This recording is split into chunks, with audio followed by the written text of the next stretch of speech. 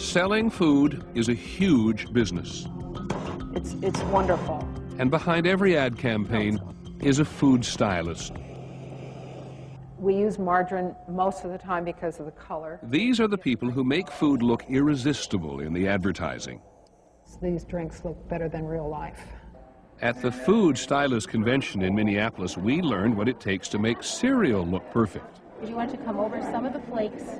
That's hair tonic they're using instead of milk, which might wilt the cereal. My recipe for fake ice cream. This isn't ice cream, it's Crisco shortening.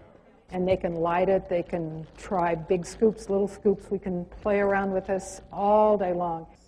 Food styling makes all the ads look great, and they can be very seductive. So rich, so creamy. The food industry spends $34 billion a year to market their products. One strawberry blasted honeycomb! And these particular ads, who do you think they are designed for? I'm so hungry. Must have my Pringles, no way. It is estimated that the food industry spent more than $12 billion last year promoting food they want children to eat. It is twice what they spent 10 years ago. Kids are a very dynamic audience. Paul Kernett is an advertising executive who specializes in marketing to children. Why is so much time and money spent advertising to children? Kids are, in many ways, unsocialized. They are fresh-eyed. They are open to new ideas. Kids are big business.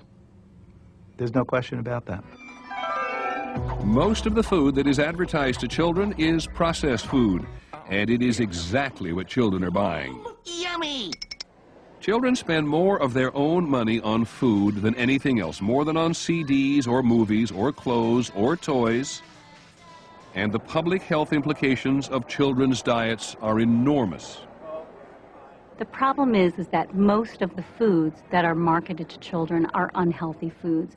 And the children are exposed to so many messages about junk food that the cultural norm around food has changed so that children think that they should be getting candy and cookies and chips and soda and these other junky foods all the time. The average American child sees 10,000 food advertisements a year on television alone. Most of those advertisements are for fast food, sugar-coated cereals, soft drinks and candy, and other foods dense in fat and calories.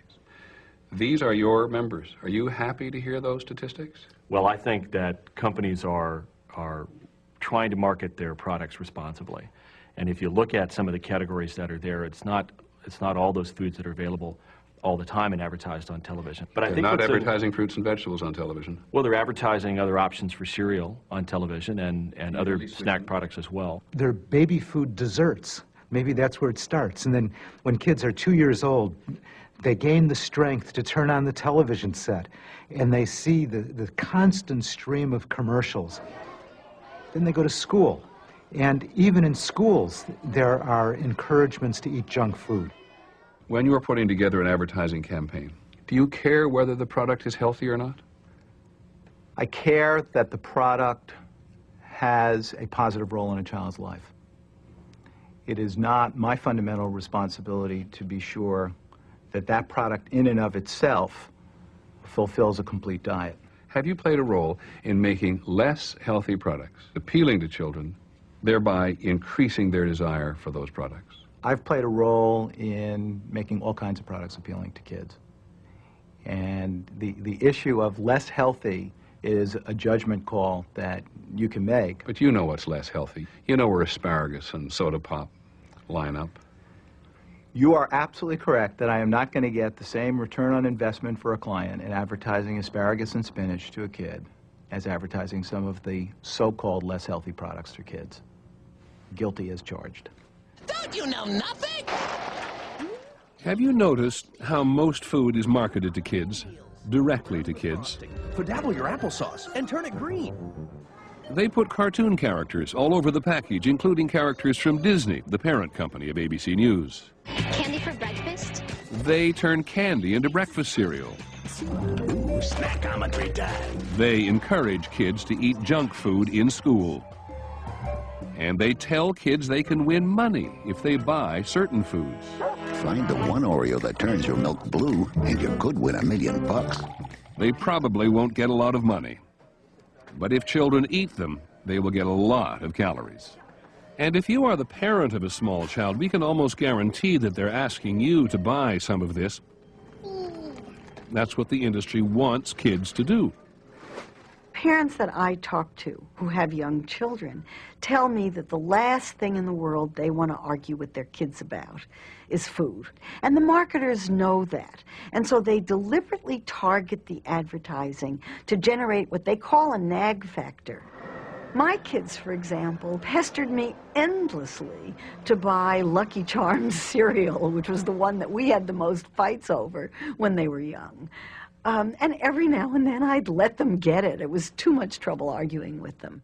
And here is something ironic. The people who make the ads often blame parents for not protecting children from the effects of the advertising that they've created. More often than not, children who nag their parents to buy them any kind of product are children and parents in whom the relationship is fundamentally flawed. Sounds a little bit like you're criticizing the parents for not doing a good enough job. I am. I think that there is a parental abdication of responsibility and limits in terms of what is appropriate for their kids. If companies think that parents should be making decisions about their children's food, then they should market child-oriented food products to parents. But they don't. They're bypassing the parents, and they're talking directly to our kids and trying to get our kids to nag us to buy their unhealthy products. Snack! Children's diets are clearly influenced by all this advertising. Let's eat. There is so much research to show that what you show children on TV affects their intake, and the amount of children's TV that's dominated by food, and the total amount of our TV budget that's dominated by food commercials is enormous. All the marketing to children is feeding an epidemic of childhood obesity. 15% of all children between 6 and 19 are overweight or obese, and that is nearly 9 million children. Many children already show signs of the serious diseases that result from being overweight. Our children eat so badly nowadays that a quarter of elementary school-age children already have high blood pressure, high cholesterol, or some other risk factor for heart disease. These are little kids, and they already are on their way to a heart attack. Very young children are now showing signs of type 2 diabetes, a terrible disease that was never seen in such young children before. The diet of many American children may already be condemning them to a lifetime of illness. Why are we allowing companies to market junk foods to young children? It's like having door-to-door salespeople knock on the door and say, "Ma'am, I'd like to talk to your young child alone if you don't mind," and then encourage the kid to eat junk food. No parent would ever allow that. Is there any way to stop this? When we come back.